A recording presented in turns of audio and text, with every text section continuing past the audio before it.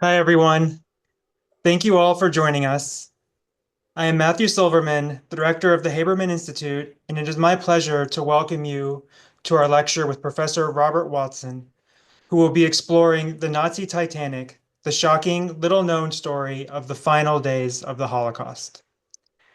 Thank you to Edie and Art Hessel for sponsoring this program.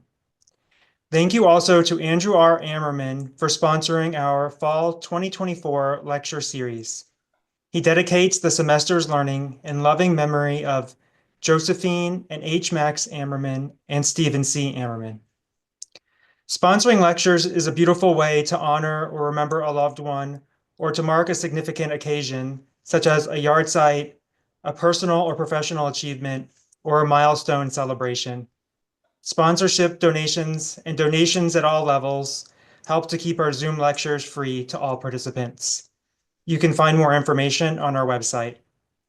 As usual, ask questions using the Q&A button on your Zoom screen. Please be as concise as possible and use complete sentences. Questions will be discussed at the end of the lecture, but feel free to write them in at any time. And I now welcome Elaine Amir, the Haberman Institute Board President, who will introduce our speaker. Welcome, Elaine. Thanks, Matt. Good evening, everyone, and welcome to tonight's lecture. As you know, the Nazi Titanic, the little-known story of the final days of the Holocaust. We're delighted to welcome Dr. Robert Watson back to the Haberman Institute to speak on this shrouded story revealed just a few years ago. As president of the Haberman Institute Board of Directors, I'd like to extend a special welcome to all who are new to the Haberman Institute. Our mission is to deliver high-quality, in-depth encounters with Jewish thought, history, and culture.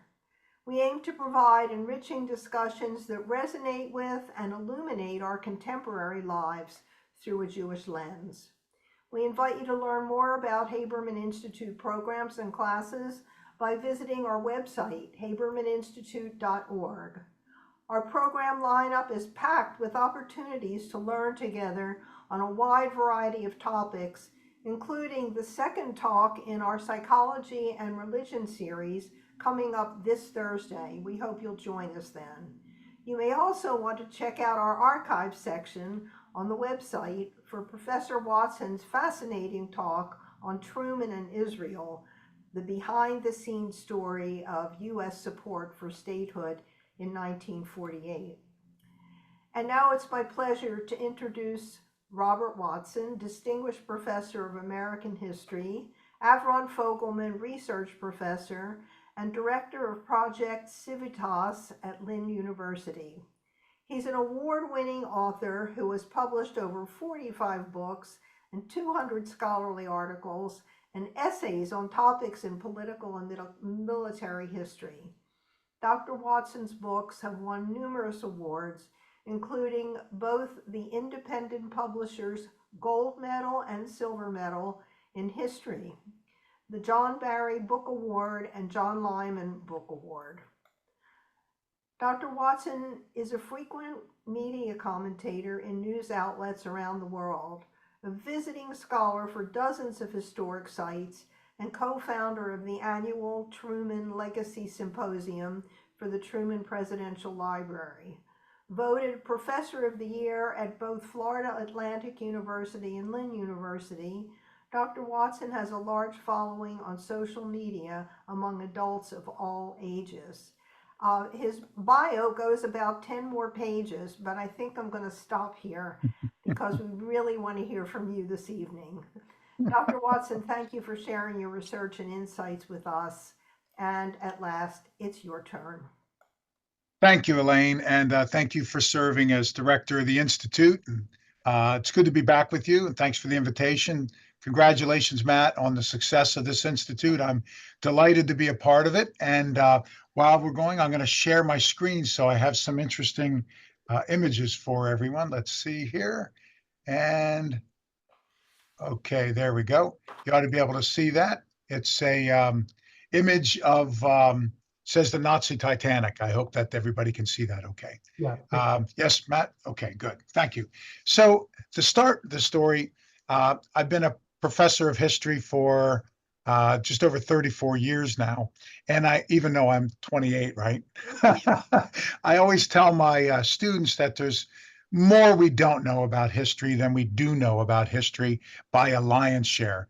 And even though there's more we don't know about history, this includes some whoppers, some really important, profound moments in history, like the story I'm going to share with you tonight. Now, I love to write books, as you heard in the kind introduction from Elaine.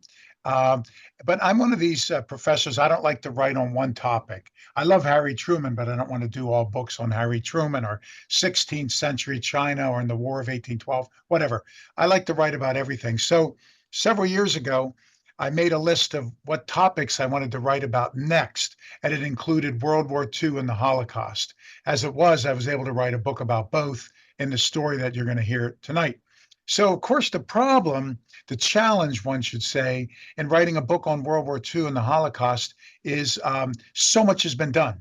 You don't want to just mine the same, cave or mine. You don't want to just do the same thing over and over and over again. So I wanted to try to find something new. Entire forests have been felled to fill the pages of books on World War II and the Holocaust, which is good.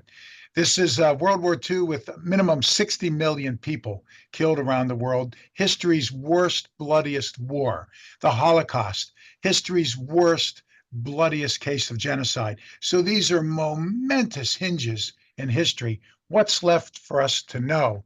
The Holocaust is arguably the most intensely studied event in human history, insofar as countless thousands and thousands of oral history interviews, thank goodness, have been taped, have been researched, have been performed.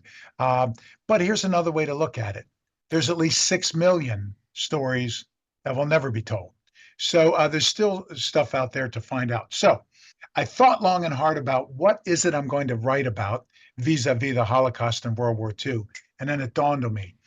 One of the topics that we don't know much about is the final week of that war in Europe, late April, early May of 1945, the concluding days. Why? The Nazis kept ridiculously meticulous records. They filmed everything, they wrote everything down, but not in the last week. In the last week, they were too busy dying, committing suicide, running for their lives. Plus, Berlin and a lot of their archives were reduced to rubble. So we lost so much in that last week. Similarly, the British kept ridiculously meticulous records, but in the last week of the war, the British are racing to get to Berlin, so they're not keeping as detailed of records. Plus, when the war and the Holocaust ended, the world seemed to have this view like we wanted to return to normal. You all remember the image of the sailor kissing the woman in Times Square in New York City. We just wanted to get back to normalcy, so people wanted to forget about it and move on. So I figured I'd write a book about the last week of the war and the Holocaust. Now, that's such a momentous topic. How does one possibly get one's brain around the end of the world's worst war and history's worst case of genocide? So I came up with an idea. I was going to make each day a chapter, and I was going to tell one story of love and one story of loss each day, leading up to the end of this in May of 45. Maybe against all odds, two folks got out of a concentration camp and reunited. Maybe they got married. Maybe a baby was born. Who was the last soldier to die? Was there one last despicable act of inhumanity by a Nazi commander? Was there one act of empathy and humanity by one of the vicious Nazis? Who knows? So that's what I wanted to write about. So I was looking for stories of love and loss, and by dumb luck, which is often how the process of discovery and the process of historical inquiry works. By dumb luck, I found a letter from a major in the British Army named Noel Till. And in this letter, he said that I saw something in the final hours of the war that was the most horrendous sight I've ever seen. And it was when thousands and thousands and thousands of Holocaust survivors all died in the most gruesome way. So I almost fell over when I read that. I'm thinking, what is this event in the final hours of the war and the Holocaust? And I didn't know it. And I looked through the literature and I'm like, there is no such event. So I called the Holocaust Museum in Washington. I called the World War II Museum in New Orleans. I was calling scholars, and everybody pretty much said the same thing. Yeah, there is no such event. And I thought, yeah, I thought so, but this letter looks legitimate. And I spend a good deal of my life in the basement of archives and libraries at museums and so forth. So I know old letters. This letter looked legitimate. So I set the letter aside and continued with my research on stories of love and loss from the final days of the war and Holocaust. And by dumb luck again, lightning struck twice. I'd like to fib and tell you all it was brilliant research by me. It was not. It was dumb luck. I found a letter from a general named Mills Roberts. He was a British general in the 6th Commando, like a special forces unit. And he writes that he was there in northern Germany on the southern Baltic coast and watched thousands and thousands of Holocaust survivors die. This guy spent a lifetime in uniform, tough guy, and he had never seen anything that reduced him to mush like this. So now I had 2 letters. So I continued I called everybody again. I called Yad Vashem. I called the Imperial War Museum in England. I was calling everybody saying, what is this event? And everybody said there is none. So I figured I'm going to solve this thing on my own. So you probably are aware if you have a family member who was in the Holocaust or World War II, there's various sources like the Pentagon, for example, in World War II, will follow your relative's life and tell you what unit they were in, what battles they were in. There's various museums and services that'll let you know about what camps a loved one might have been in during the Holocaust, et cetera. So I did that on my own. And I followed that first letter, Major Noel Till. I followed his unit the whole way through the war. I get to the end of the war, and guess what? There's nothing. All the records are gone. And I thought, oh my gosh, that's the world's worst, coincidence, bit of bad luck. So then I get General Mills Roberts, the 6th Commando. I follow his unit through the duration of the war. I get to the last days. Guess what? No record. So I'm thinking either this is the worst coincidence or maybe it's classified. I don't traffic in conspiracy. I need multiple sources before I put anything in print. So long story short, I narrow it down and I believe that this stuff is classified. These stories are classified in England. And so I start calling saying, I think you're sitting on one of the most important stories of the entire Holocaust and Second World War.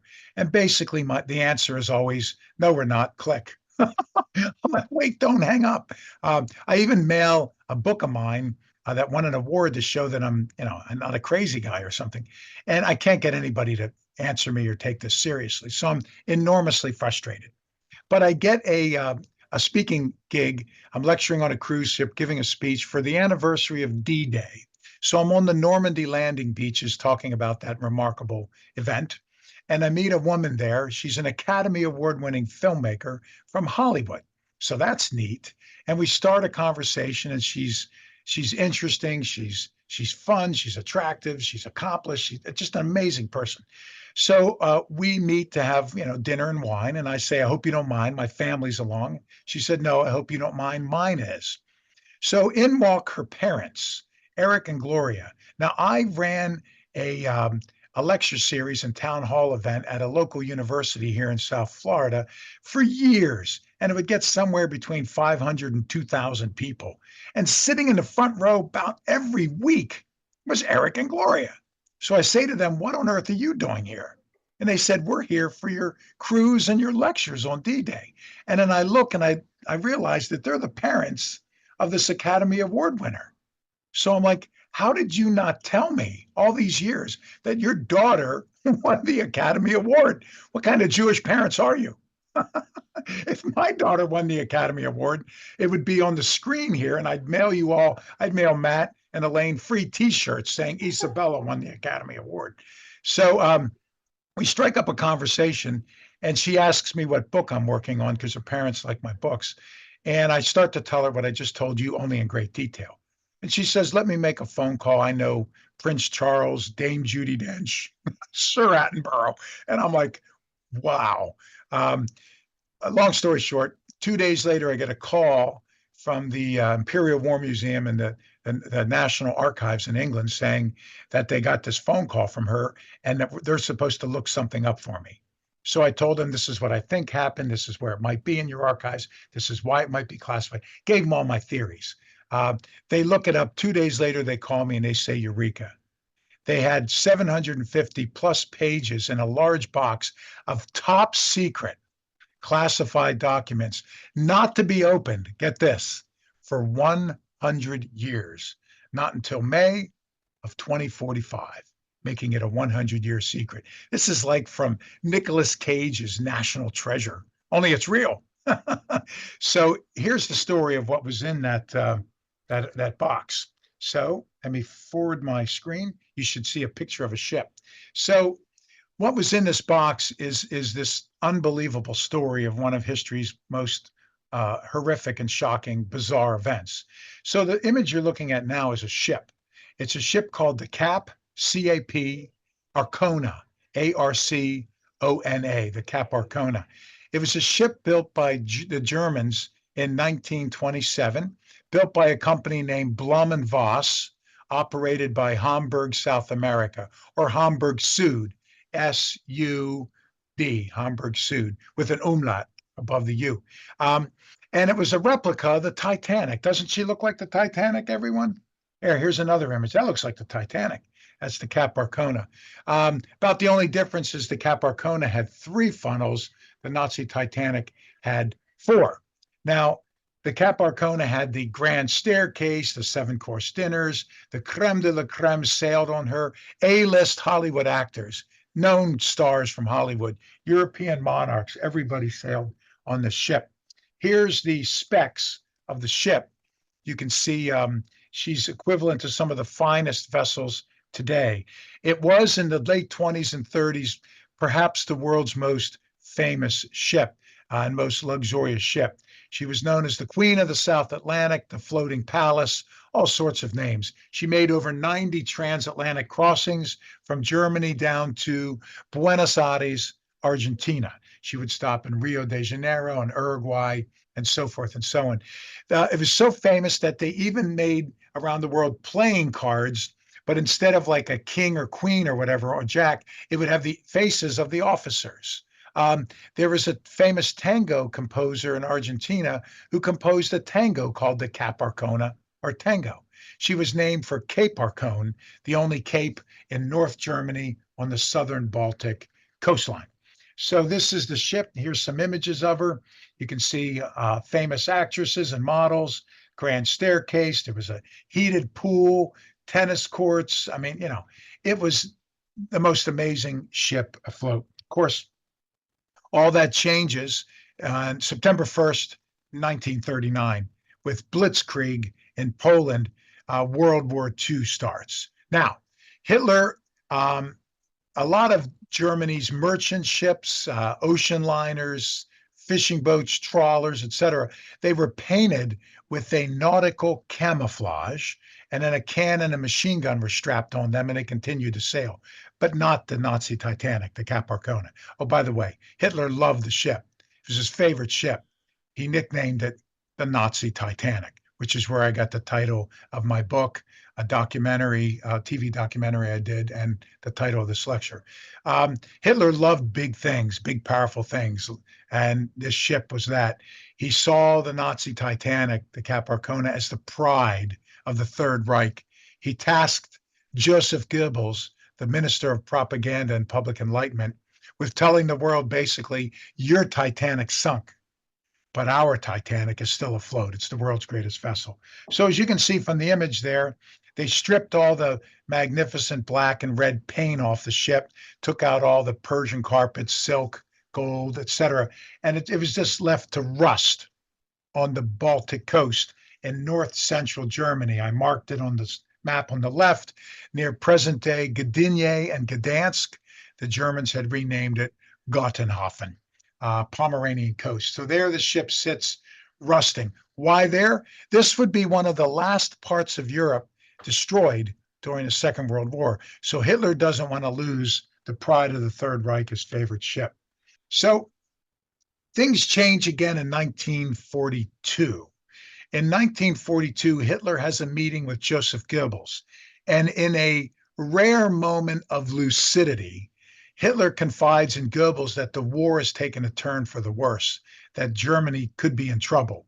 Remember, through 42, we see a number of things. On the southern front, that is North Africa, the Nazis are being defeated. Even their greatest general, the Desert Fox, Erwin Rommel, was kicked out of North Africa.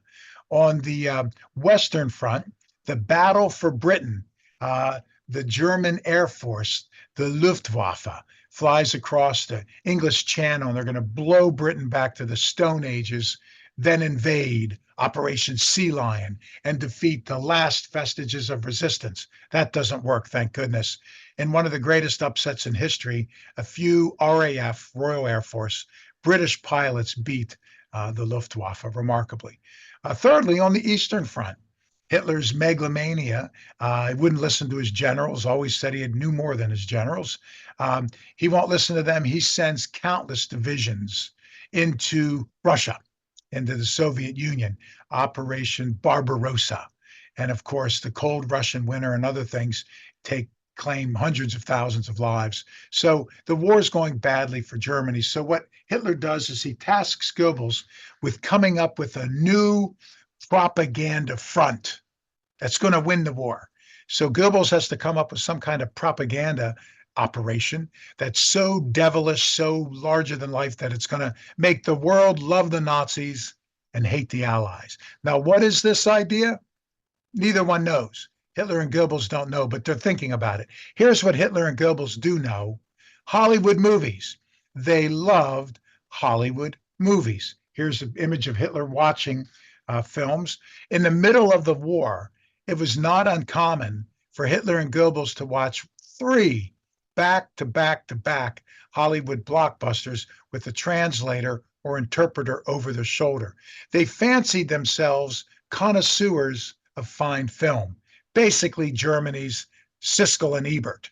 And they would debate the cinematography, the script, the acting, and all that. They just loved films. What they wanted to do, Hitler tasked Goebbels. He wanted to build what they referred to as Hollywood on the Rhine, Babelsberg. He wanted to prove to the world that the Nazis could make better films than Jewish Hollywood. So Hitler and Goebbels watched films all the time. As best as we can tell, here's 3 of Hitler's favorite films. This is from the file. You can't make this stuff up. King Kong, Gone with the Wind, and yes, Snow White and the Seven Dwarfs, Walt Disney. You know, I have a daughter. She's grown now, but when she was a kid, we watched this countless times, and it was in the Black Forest in Germany. So these are the movies they loved. The movie that Hitler hated, couldn't stand, Casablanca. Why? Because it's an action, drama, romance hybrid. That's what Hitler wanted, an action, drama, romance hybrid. That's what he liked. But it's basically an anti-Nazi propaganda film, you know, with great cinematography, great acting, great script. So Casablanca, he hated that movie. So Goebbels writes that once he and Hitler were sitting there watching movies, and the movie that they watched left them emotionally exhausted. You know, think about yourself after you first saw Saving Private Ryan or Schindler's List or Frozen. You just sat there. You couldn't talk. You couldn't get up. I remember just sitting in the theater after Schindler and Ryan, just overwhelmed with emotion. So they sat there, and instead of debating, they watched the script, the credits roll. And Goebbels wrote that something awful dawned on them, that all the actors, producers, script writers, screenwriters, cinematographers, directors were Jewish. And Hitler kicks over all the chairs in the studio, and that's when he comes up with his diabolical idea. That's it.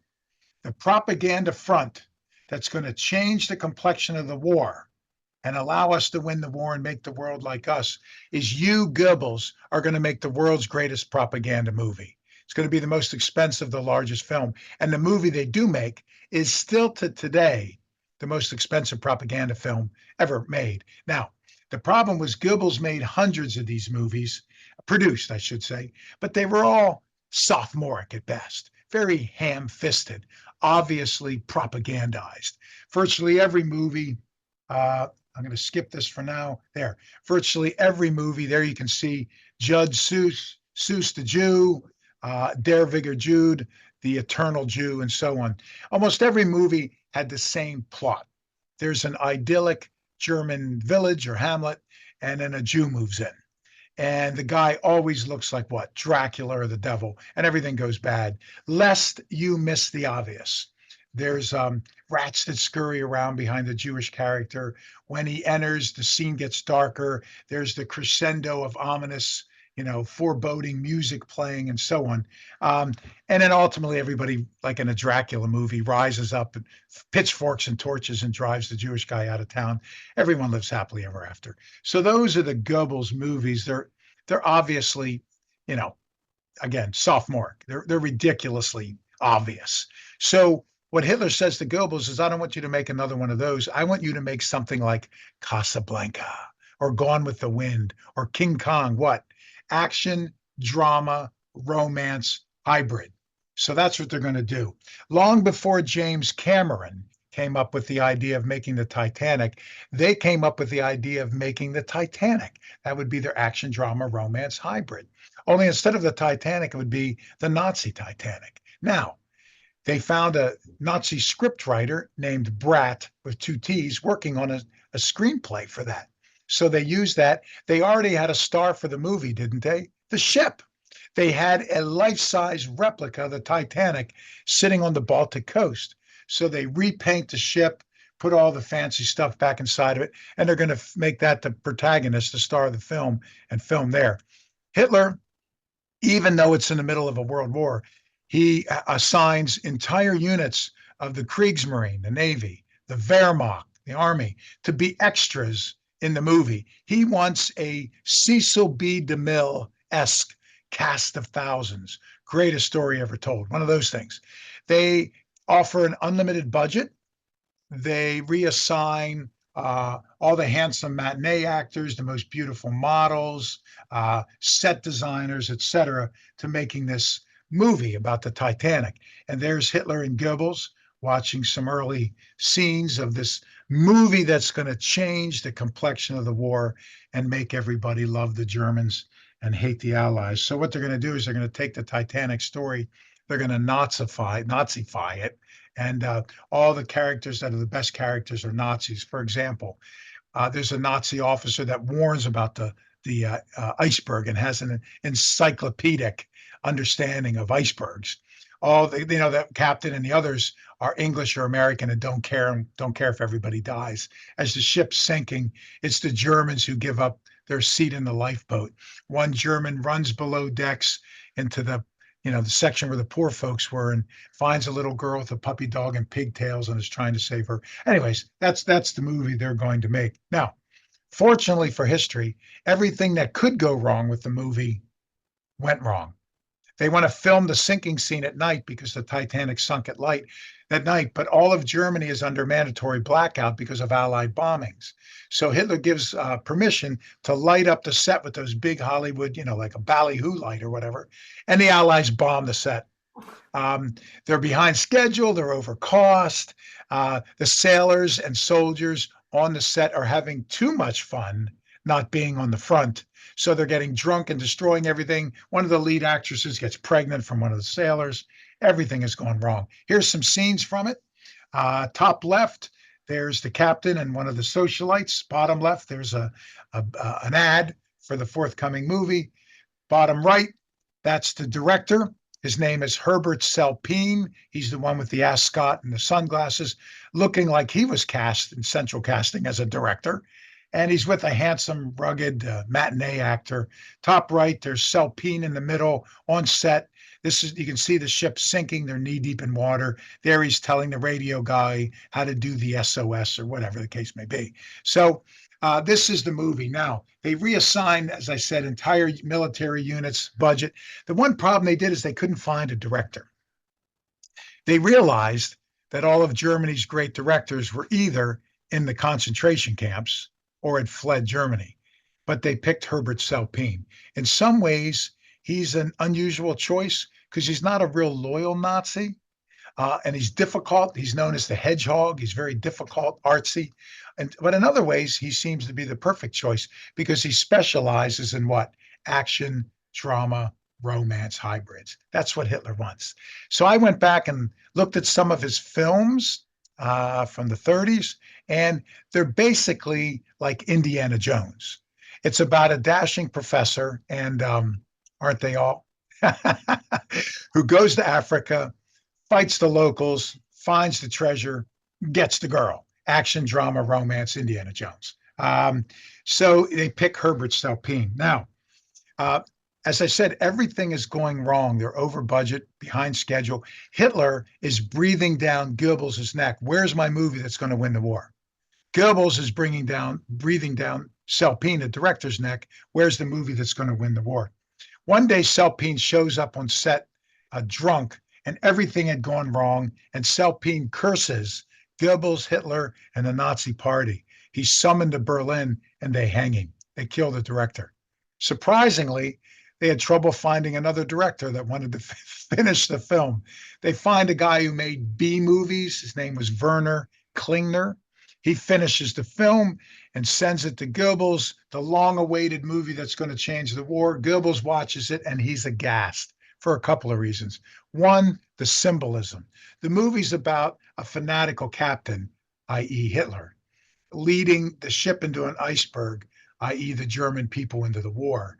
And Salpine also puts a little anti-Nazi propaganda in the film, getting the last laugh from the grave. So after all that, Goebbels orders all copies of the film destroyed. However, pirated copies made it to Prague and Paris. So you can watch it today in English translation because Goebbels no longer has copyright. Here's a poster for the epic film, the banned film, the Nazi Titanic. Now, I think James Cameron's movie is brilliant, but my favorite Titanic movie, and I don't know if anybody's old enough to remember the late 50s, is the movie A Night to Remember, the British film. Anybody remember that film? Here's one of the reasons why I think it's such a good film. Get this, all the scenes of the ship, inside, outside, and the ship sinking, the director just took the footage from the Nazi film, the Nazi Titanic. So this is a scene of the ship sinking right here from A Night to Remember. If you look at it, that ship, that's the Nazi Titanic. You get goosebumps. It's eerie to see it. Here's a scene when they're lowering the lifeboats. That's the Nazi Titanic and the Nazi Titanic's lifeboats. So after all that, they order the movie banned, and the Nazi Titanic, all the paint and gold and carpet, everything's taken off the ship, and it's sent back to the Baltic coast to sit and rust and not be blown up. All that changes again in the winter of 1945. Now, the war would end in early May of 1945. In the winter of 45, Hitler issues his infamous liquidation decree. He orders concentration camp commandants, if your camp is not destroyed or whatever, I want you to destroy everything. The camp, evidence, papers, and the prisoners themselves.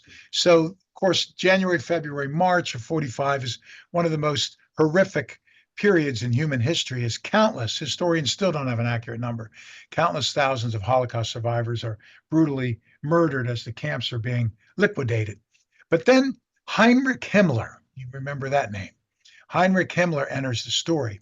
He notifies very sensitively, because if Hitler finds out what he's up to, he'll be killed right away. He informs Nazi concentration camp commandants, if your camp is not yet liberated or liquidated, I don't want you to let all the prisoners to fall into enemy hands. What does he mean? Kill them all? What does he mean? He means move them. He orders them march to the camp that you're looking at on the screen. This is KZ Neuengamme, Neuengamme, Neuengamme. It's a brick-making concentration camp in Hamburg, which is in north-central Germany, 60 kilometers-ish to the Baltic coast. So thousands and thousands of folks are sent to this camp by train, by death march, on barges, and they go to this camp.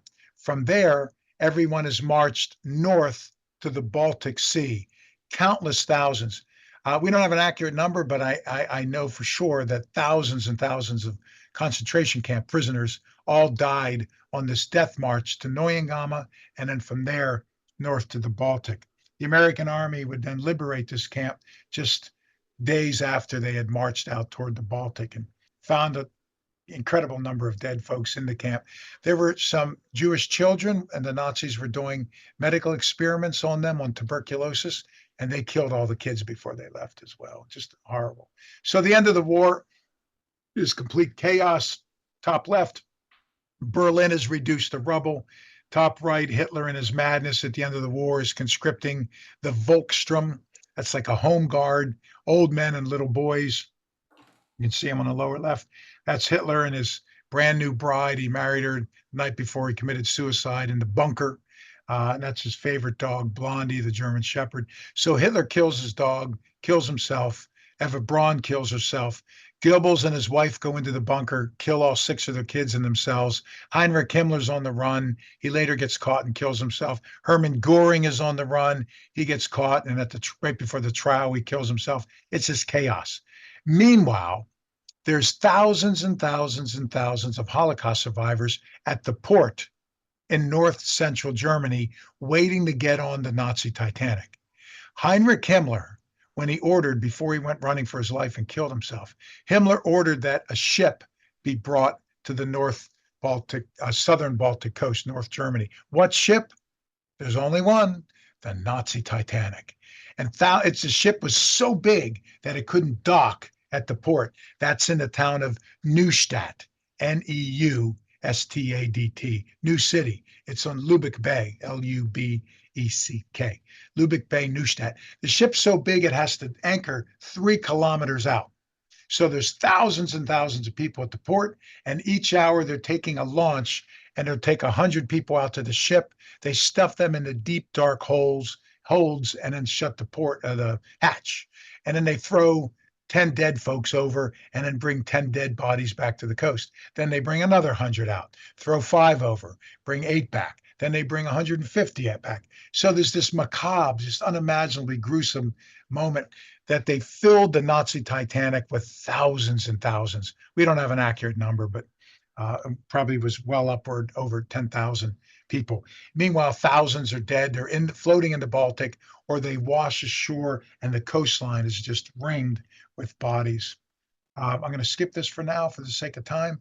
At the Baltic in north central Germany in Neustadt are these 2 Nazis. The guy on the left with Hitler, his name is Karl Kaufmann with a K and a K. He's sort of like the mayor or the governor of the area. The guy on the right is von Basewitz-Beer. George was his first name, George von Basewitz-Beer. He's the top intelligence Nazi at the coast. So these 2 guys have this giant ship and thousands of folks on the ship, thousands of folks at the port. They don't know what to do. Everybody's dead. So what they decide to do is fill the ship full of highly combustible fuel. And when the Germans are forced to surrender, they're going to blow the ship up and sink it, put it on the bottom of the Baltic Sea. Why? They will deny the Allies from getting Hitler's favorite ship, the Pride of the Third Reich. 2, one final FU to the world, just to be cruel. 3, the world will forget about the Titanic because so many more people will die on the Nazi Titanic. So what was the purpose of this whole thing anyway? Here's what Heinrich Himmler had up his sleeve. Himmler wants to load thousands of Holocaust survivors on the ship. Then he wants to get on the Nazi Titanic, sail it to England to meet with Churchill or Truman or Montgomery or Eisenhower, and he wants to cut a deal. You save my life, and I'll give you, 10,000 whatever Holocaust survivors. That was the plan, but of course he's captured. Everybody commits suicide. Nothing can be done. So these 2 guys, Kaufmann and von Basewitz-Beer, load the ship up with highly combustible fuel. They order everybody loaded on the ship. So there's now even thousands more jammed into the ship. There's dead bodies piled everywhere on the ship to the tune of thousands. Most folks had no food or water. They survived the Holocaust. They survived the Death March. And as they're getting ready to blow it up, because the British have arrived at the coast.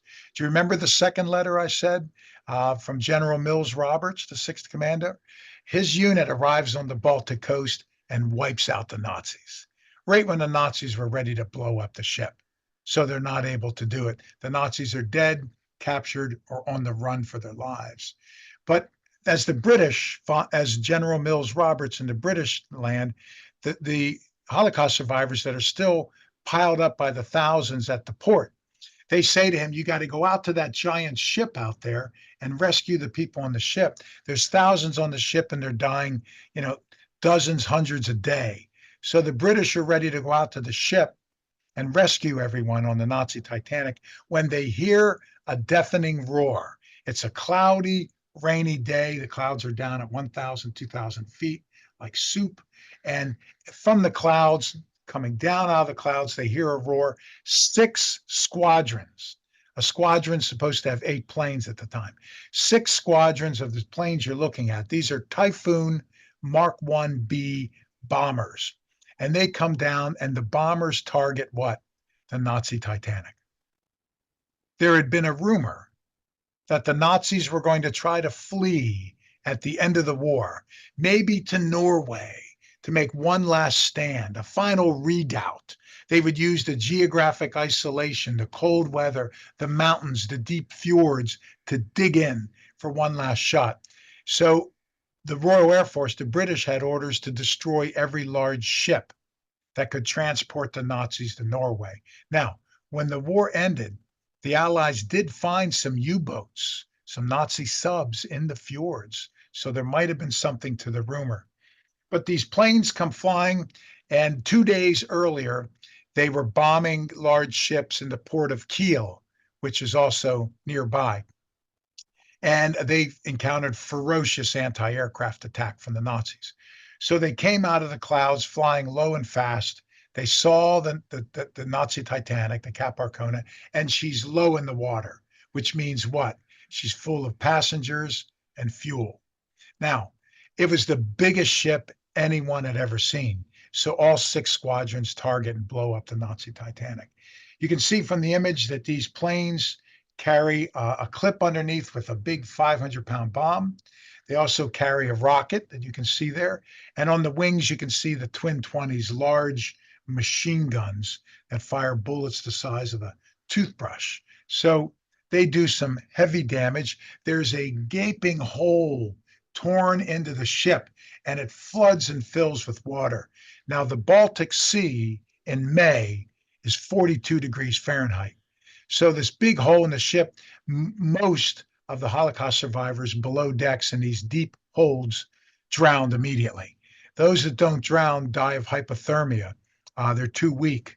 And the ship rolls over, and hundreds of people on the top deck are blown into the water, where they either die of hypothermia, or B, as the ship starts going under, and the suction is pulling them under the ship. Or these Typhoon bombers, they turn around and they strafe with their machine guns the people in the water. The big smokestacks, as the ship rolls over, the big funnels, they break off, and like a gigantic bowling ball, they just roll across the deck, killing everybody that's left on the deck. It's just atrocious. Then these planes swing around and they fly over the port. There's thousands of people on the port waving, don't shoot, and they machine gun them. One pilot, a British officer, wrote that he was sawing, SAW, like a saw. He was sawing torsos in half with his machine guns. There was a large train, and they machine gunned up the train. Inside the cattle cars were Holocaust survivors. And the British Royal Air Force then flew back to bases, leaving all the carnage behind. In addition to the Nazi Titanic, there were 3 other ships out there. There was in the Baltic. There was another large ocean liner, almost as big as the Nazi Titanic, called the Deutschland. Probably 2,000 people perished in that one. There were 2 freighters, trawlers in the port, the Teelbeck and the Aten. And maybe another 1,000 to 2,000 people died on those as well. There's another image of a Typhoon bomber. You can see that it's not a big bomber like a British Halifax or Lancaster or an American B-17 or B-24, but it's not a small fighter plane like the British Spitfire or the American Mustang. It's so, if anybody likes their military history, it's kind of an in-between hybrid. It can bomb and fight.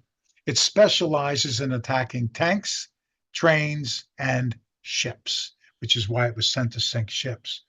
Here's an image taken from the coast. That's the Nazi Titanic. She's rolling over. She's on fire. You can already see bodies are lining up all along the coast. These are not folks the Nazis shot. Rather, these are folks that were thrown overboard and washed ashore. Later, the beach would be littered with even more. Somehow, a few people made it off the ship. I'd like to share two stories and then close this. This is one of the guys that made it off the ship. His name is Berek Jakubowicz. As the name implies, he was a Pole. He survived Auschwitz and numerous camps. He survived the ship. He survived the sinking. He and his brother Jozek were boys. They were below decks and they were treading water as the ship filled. And the problem was the hatch above them was closed. As they get to the top, some brave Holocaust survivors from the top decks came below deck and opened the hatch and reached down and pulled the Jozek and Berek, the Jakubowicz brothers, out. They're running through the ship. There's fire. Some areas are flooded. They have to swim under it. Ultimately, they're ready to be burned as fire is racing down the carpeted hallway, and they open up a hatch above them and they climb out. As their liberators are ready to climb out, they're all burned to death. The boys make it to the deck. The ship's rolling over. Berek here, the older one, says we have to jump in the water. Jozek can't swim. So they give their brotherly goodbyes. Berek goes in the water. Jozek stays on the ship. Berek is picked up by a German fisherman who takes him ashore into a bakery. There's no food in the bakery, but he's naked, freezing. But he can light the oven and wrap up in the empty burlap sacks. And there he is. The German fisherman will never give him his name because he was too afraid of the Nazis. I was hoping to find a name so I could try to get him listed as among the righteous in Yad Vashem. The next morning, the doors kick down of the bakery. Berek thinks he's going to die, but it's the British. They take him to the hospital. Guess who's in the hospital? His little brother, Jozek. He was sitting on the ship. What he did is the ship was on fire, so he was being burned basically from the heat of the steel metal. He put the dead and sat on top of them. The British rescued Jozek at night. The two Jakubowicz brothers moved to Boston. They get married, live a long life, have families. I had talked to Berek's widow when my book came out. One more, this is Francis Akos, A-K-O-S. He was a violinist with the Budapest Jewish Symphony. As a kid, he was sent to concentration camps, survived the death march, survived the ship. During the sinking, he was blown overboard with others. He's picked up by some Germans in the Baltic who were trying to fish the German sailors out. They realize he's a Jew and they throw him back in. He somehow swims 3 kilometers to the shore. Mind you, he survived the Holocaust, the death march, the ship. The Baltic Sea's 42 degrees. Michael Phelps could not swim 3 kilometers to shore. This is the strength. When he gets to the shore, there's some Hitler Youth and naval cadets that are killing all the survivors that make it to the shore. So these guys continue to tread water. Once the Hitler Youth and naval cadets leave, they come ashore. They're walking naked, freezing to town. And they hear behind them a German kid say, "Hands up, criminals." They turn around and he's holding a gun on him. All of a sudden, they hear gun blasts and the kid crumbles dead to the ground. It's General Mills Roberts, the second letter I found, the British 6th Commando rescue him. They send him to Chicago, where he becomes principal, first chair violinist of the Chicago Philharmonia, retires as the concertmaster. I spoke to him and his daughter right before his passing. So there's a picture of the ship on fire. Here she is, she rolls over. What we know is senior people in the British government and among the Allies were so aghast that as the war's ending, they, the British pilots, committed the single bloodiest hour of the entire Holocaust, history's worst case of friendly fire, perhaps history's worst maritime disaster, and the last tragedy of World War II, all in one incident. So they ordered that all the documents, the pilot reports, everything be classified top secret. Anybody that speaks of it in the British government or military is in trouble. And there they were classified for 100 years until we were able to get them declassified. There's one monument at Lubeck Bay at Neustadt. It just says 7,000. We don't know how many people were on the ship. This is just a guess. And it lists the date that this happened, May 3rd, and it lists the countries um, where all the people who died, they believe they were from. Again, we still don't know. It's possible that probable that several thousand died on the death march. A few more thousand died in the Neuengamme camp. There were hundreds that were in cattle cars that they never opened up that died. There were a few thousand at the port that were machine gunned. There was somewhere between 4,500 and 7,500 that died on the Nazi Titanic, another 2,000 on the Deutschland, another 1,000 on the other two ships, the Tealbeck and the 10. Do the math, everybody. The numbers are staggering. I'm going to skip, and that's the book I wrote about it, about the Nazi Titanic. And close, history still has its secrets. And I think for the ideas never again and never forget to ring true, we have to tell every generation these stories.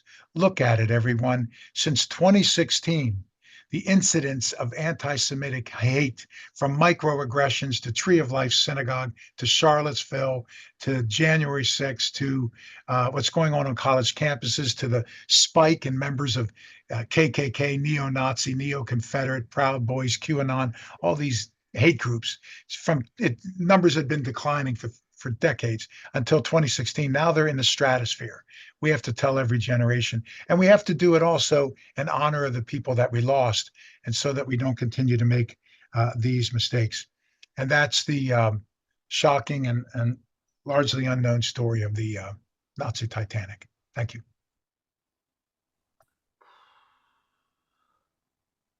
Thank you, Professor Watson, for such an engaging story and tale. It's as somebody who studied a great deal of Jewish tradition and history, it's a story I didn't come across until learning about it from you. So I appreciate that, and I've seen a number of people writing in saying thank you and great presentation. So for those of you with questions, feel free to go ahead and enter them into the Q&A. To get us started, just continuing with the idea of telling stories, is there a reason why or the survivors, those who weren't part of the British military, didn't tell their story? Great question. So one, most everybody on the ship died. So there were few people left to tell their stories. Several of those who managed to live through this were so weak from the Holocaust, from the death march, from being on the ship for days, that they died very quickly. British military were under order to not share the story. Here's what I found out. A handful actually wrote books about this, but they were sort of self-published or a little publishing company. So they sold 10 copies to their family. So the books really weren't out there. There were a handful, I think we found 5 total, oral histories taped by the Shoah Foundation.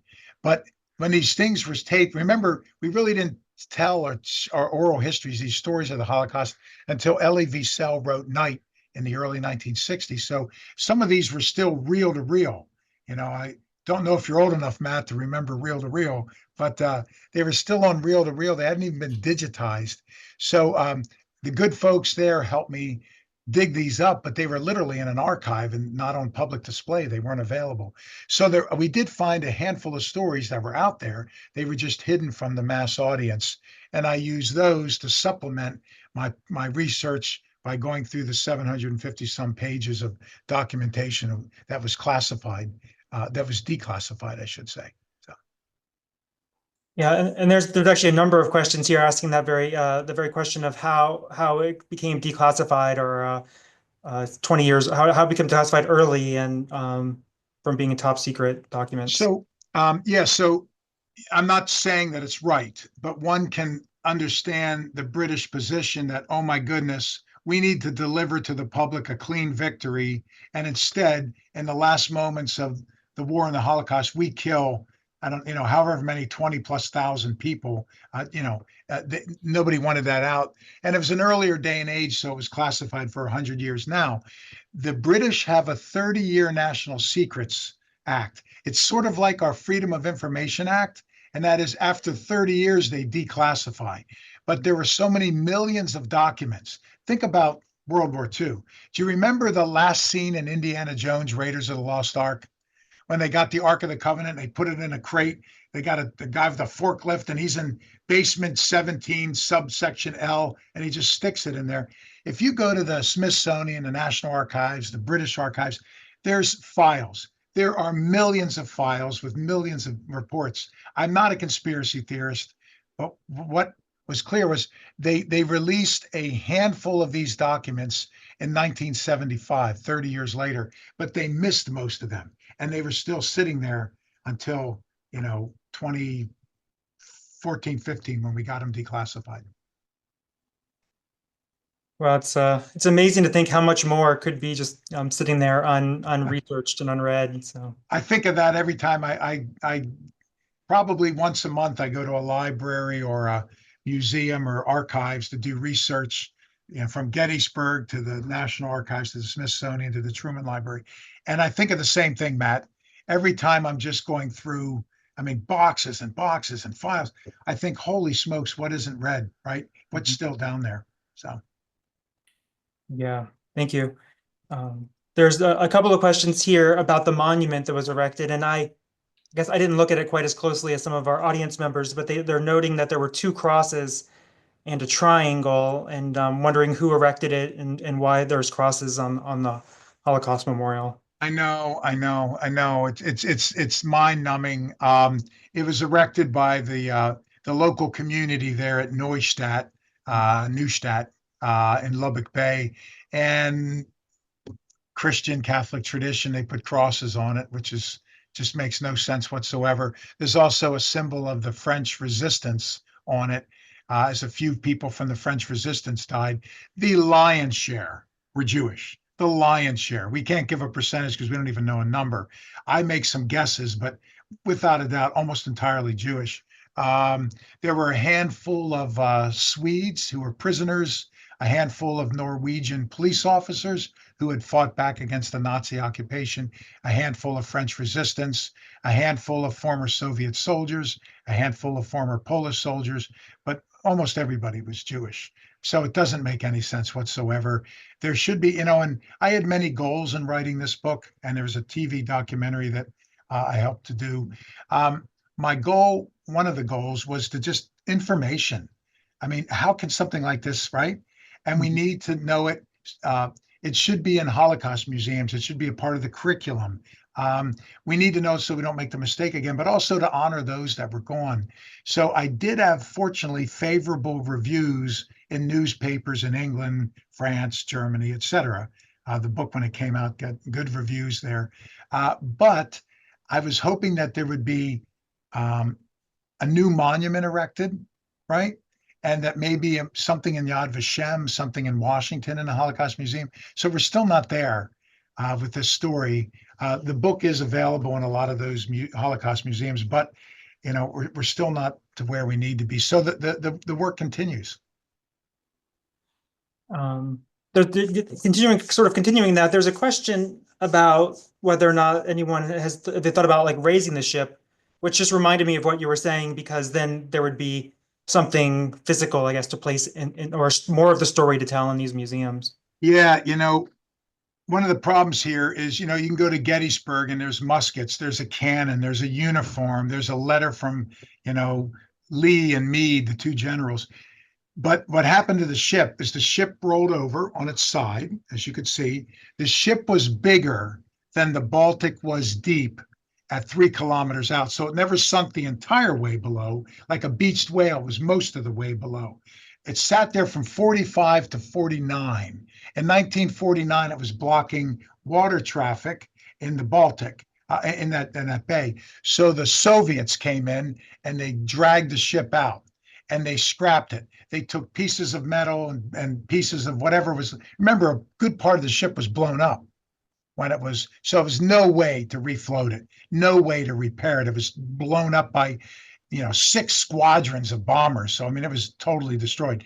But they took some steel off and they used that steel to make Polish trawlers. So some freight ships operating out of Poland for probably 20 years had some metal from the old Nazi Titanic. Then by 1970 or so, those old Polish freight ships were all scrapped. So we don't have the wheel, which would make a great museum, the bell, the anchor, something like that would make a great.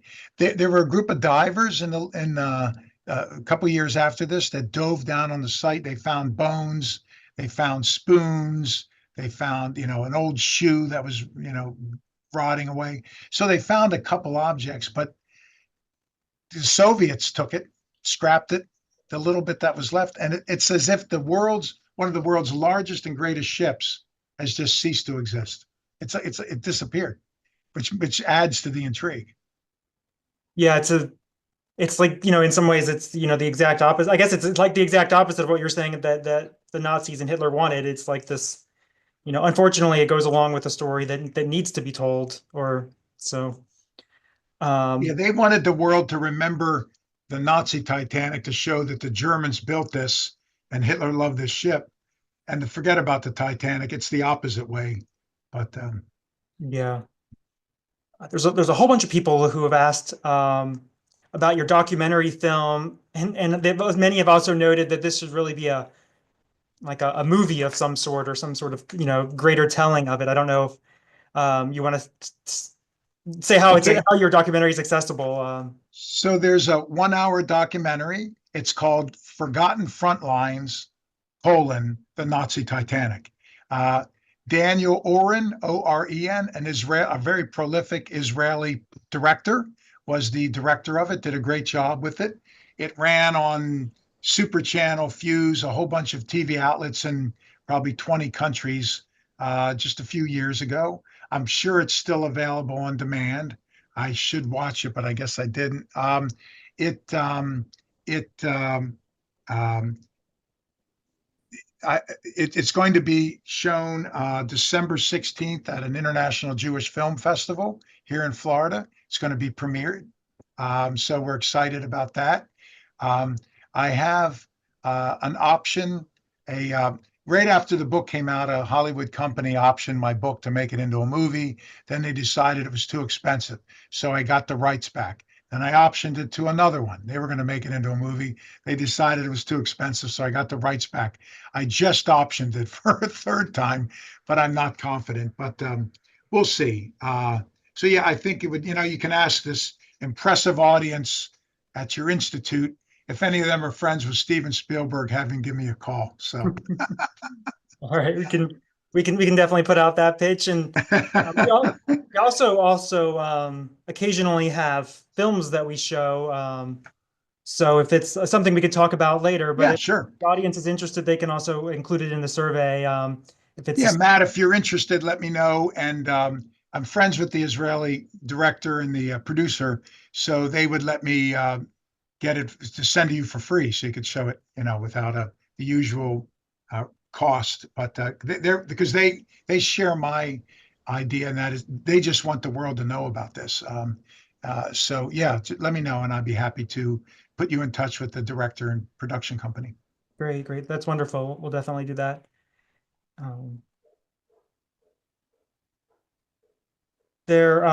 I guess that there's some questions about what happened, like with the bodies of the people. Were any of them ever? I guess there's people on the shore also, and in the water. Were any of them ever buried, or what happened to Yeah. those? So of the thousands that died, we know that there were hundreds in a cattle car that was blown up. I mean, a series of cattle cars, a train. Um, uh, there were after the event, they found about 7,000 bodies on the beach. They dug a large shallow grave and just threw everybody in.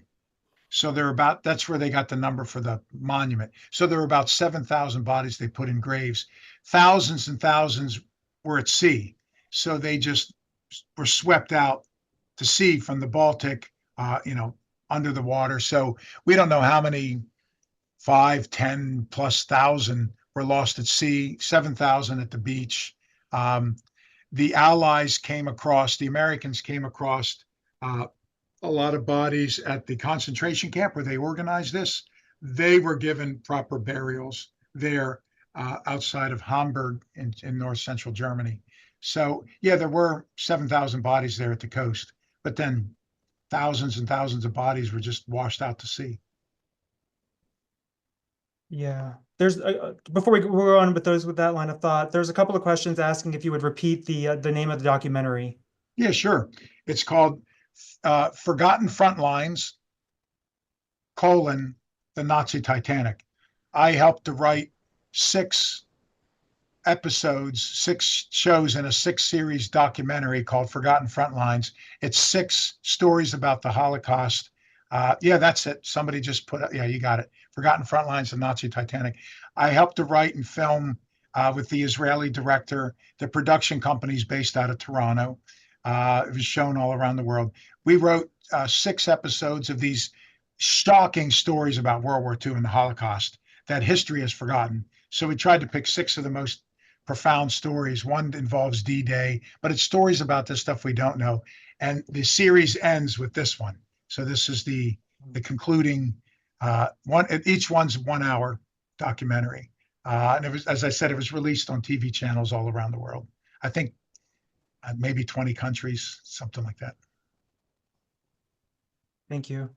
Yeah, and for all of those of you in the audience, we'll send out a follow-up email in the coming days, and we can include information about the documentary and the book and any other resources.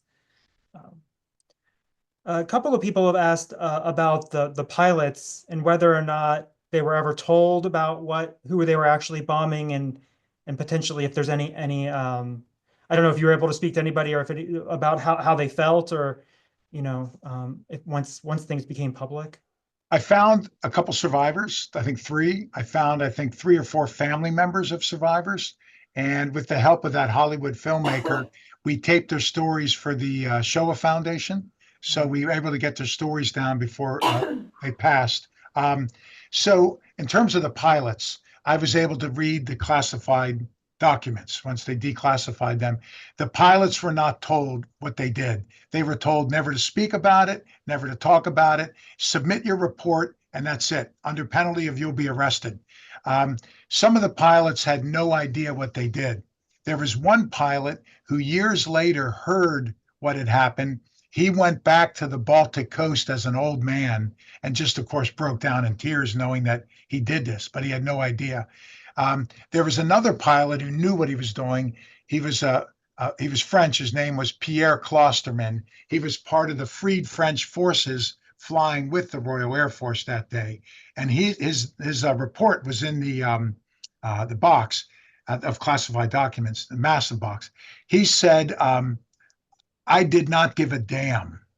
He said, "Everybody I knew back in France was killed by the Nazis." He said, "I was going to kill everyone and everything I saw." And he said 2 days earlier, while flying his Typhoon bomber, anti-aircraft fire blew a hole in the tail of his plane. He was still flying that plane. So I think he knew. Now, how could people not know? Matt, you and I know the difference between a sailor and a Holocaust survivor in a striped uniform. You and I know the difference between a warship and an ocean liner. But the pilots that day were 19 and 20 years old. It's the end of the war. The British, and I'm not justifying it. I'm not justifying what the British did. On the contrary, they were 19 and 20. Britain was running out of pilots. These guys were given a couple days expedited flying class, stuck in the cockpit, and told to go blow up ships. It was rainy and cloudy, so they came out of the drop down below 2,000 feet, 1,000 feet. You don't want to be that low if you're in a bomber. That means anti-aircraft fire or a Nazi plane can intercept you easily. They came out of the clouds, fired everything they had, and flew away. The 6 squadrons that blew it up, the commanding officer of the 6 squadrons, the old man, his name was Johnny Baldwin. He was 23. So they were all 19 or 20. Johnny Baldwin was the only one that probably knew everything. But in the Korean War, he was shot down and killed. So his story is gone. So, yeah, I mean, I'm critical of this, obviously, but I'm just trying to show the perspective. If you're 19 and you come out of the clouds and you see the biggest ship you've ever seen, and that you were told by the intelligence that this ship is going to take Nazis to Norway, you want to live, you want to go home, you fire everything you got, and you put the throttle, all the way, and you fly back. And that's what happened. Yeah, I mean, it sound, it's understandable. I guess, I mean, in some ways, during the war, I guess for me at least, what's less understandable is why there wasn't more vetting or something like that of the situation. But in that moment, I guess they were making decisions very quickly. And The war's ending, the war ends. You've got a million displaced people. You've got countless concentration camp prisoners, Jews that don't want to go back home, and who could blame them? I mean, if I'm in a displaced persons camp in Cyprus, I'm sure as hell not going back to Russia or Germany or Poland. You don't know what to do with them. We still have the war in Japan, and the Japanese are fighting like demons. We have to turn and start planning the invasion of Japan. The world's in debt. Truman was worried about uh, starvation and disease on a biblical scale. Think about it. Every major city in Europe had been blown up. There was not running water. There were no hospitals, no electricity. Sewage systems had been blown up and were raw and festering. Carcasses of humans and horses and pigs and cows across the continent. Truman said, look, we need to, not that he made the decision. No, he didn't know. But Truman's idea was we need to finish the war in Japan and save Europe before we're facing, a million people are going to die of starvation or disease. So the world had pivoted to moving beyond the war, rebuilding Europe, ending the war in Japan, and consequently, some senior people in the British government freaked, panicked, ordered it classified, and never really conducted the report that they should have conducted. That first letter I found, Major Till, he was the one assigned to conduct the report, and then he was told to classify everything. So looking at some of the questions and comments, did they say why it was classified? Is it out of publicity, embarrassment, or no, they don't say why, and usually they don't.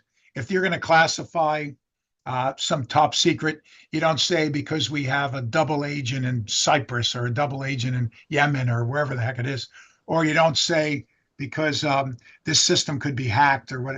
It's just classified, and there's about a little over a half dozen reasons for classifying stuff at this magnitude.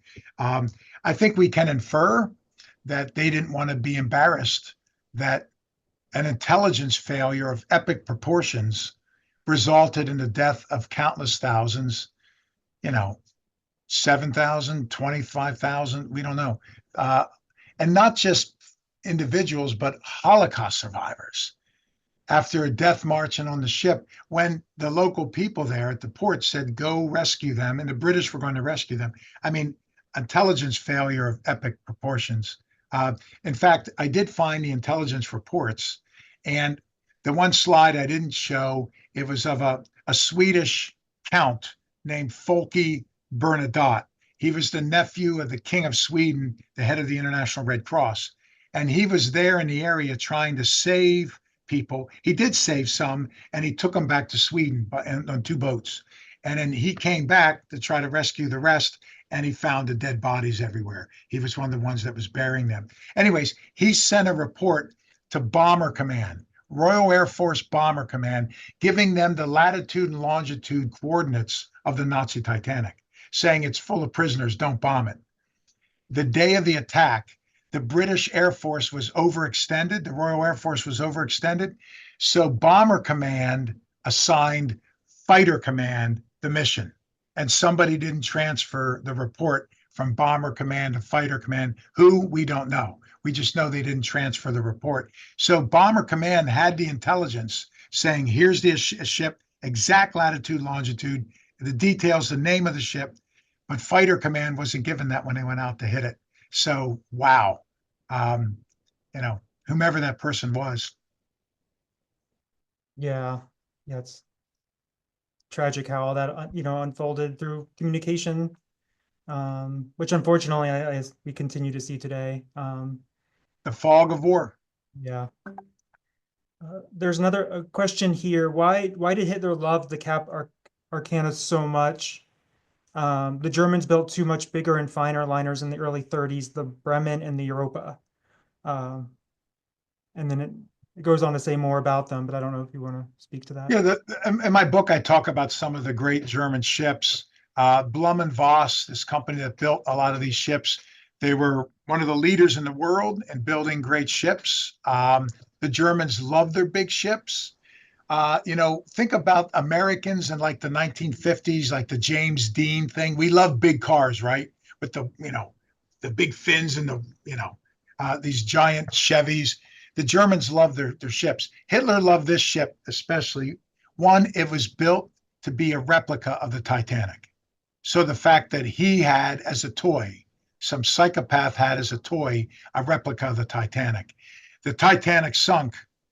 The German Titanic, the Nazi Titanic, was still afloat. What else he liked about it was all the A-list Hollywood actors would sail on it. So it had that, glitz that several European monarchs and Hollywood actors would sail on his ship, his Nazi Titanic, in the 30s. They should have boycotted the dang thing, which they did after 1939, but not, hello, too little, too late. But so he loved that. And it's not that it's the most beautiful ship ever, but some historic, like old trains, have that, Orient Express appeal, right? This ship had the appeal of being the closest thing to the Titanic, blah, blah, blah, blah. In fact, I was speaking at Penn, University of Pennsylvania, and a very elegant woman, about 90, stood up at the end of my speech and said to me, my husband knew that ship. And I'm like, what? So I tell her to come up. Her husband, as a little boy, grew up in Buenos Aires, Argentina. And his mother used to take him and his siblings to the port whenever the ship, I think it made 92 transatlantic crossings. Whenever the ship was in port, they would be behind the fence, but they would go to just see the ship because it was the Titanic, So, and as a boy, he would see the ship and, the family was crying because of the memories that they had. Anyway, so yeah, that's why Hitler loved the ship so much. Thank you. And as a follow-up, there's a couple of questions here about when and why the ship was stripped and left to moor in the first place. So the ship was one of the most elegant, if not the most elegant ship afloat at the time, right? The 30s. Like I said, the 7-course dinners. They had an orchestra on board. They had like hot baths. They had tennis courts. I mean, everything. When Hitler ordered the ship mothballed to just rust at the Baltic port, they stripped everything off the ship, stripped the paint off. I mean, think about the Allies. If you fly in and you see this bright red, bright black, bright white, this immaculate ship, it's going to be a target. So it was gunmetal gray and just rusting and rotting. Then when they made the movie, Goebbels wanted the movie made, they repainted the ship.